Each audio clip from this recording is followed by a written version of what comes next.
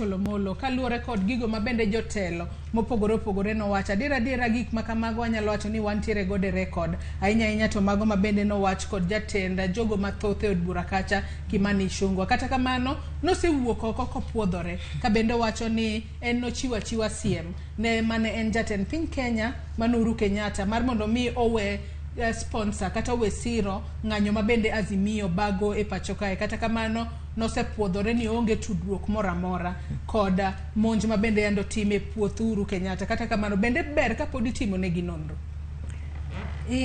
Wachako kwa wacho mbele kama tin ni the constitution nitie gi provision for almost everything.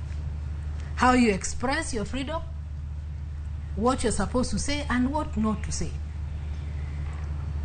Freedom does not extend to insightful information or messaging. Maki wacho gimoro manyalo kelo tungni to koro kendo ken freedom at all. Ineno. Omiyo wach kaka gik mane Ichung'wah wacho kata opuodhore machal nade. To the coincidence ema koro nang'o wach ni kati puodhri osiepa to nitie joma notiyo gi wach mani wacho ka mondo kel tungni kata mondo dhi okwel.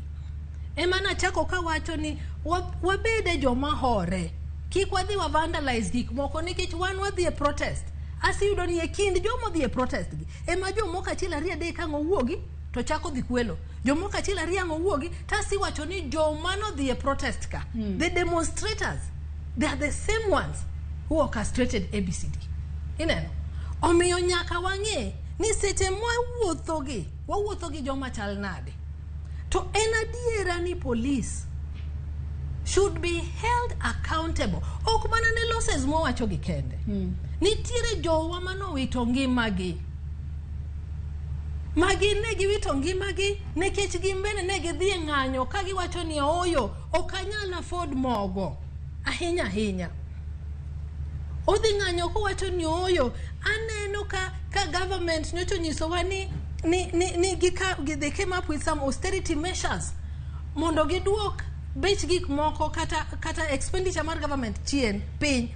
To one the same government waneno ka pod ntiere appointing positions manyalo bet ni ng'eny moloyo kata the prescribed one with the Salary and Remuneration Commission or Public Service Commission, sorry. Koro omiyo ng'anyo mwatimo ni osiepa en mana ni mondo ji otimang'o owach ni I'm displeased gi gima timre. To kik wa take advantage kata kik wa mi ji opportunity mar ketho mwandu ng'ama chielo nikech idhi ng'anyo. To gima wakwayo kenda kwayo kabisa ni police gin kacha not to control the masses. The police are there to manage. Mane tijgi. Makose nyisgi ni kiny nitie ng'anyo kama. Let me assume it is a university students madhi on riot.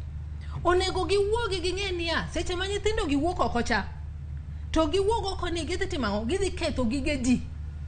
To they are airing their displeasure. If there is a petition magidwaro put across to the authority, getime e yo mamuol e yo mawinjre.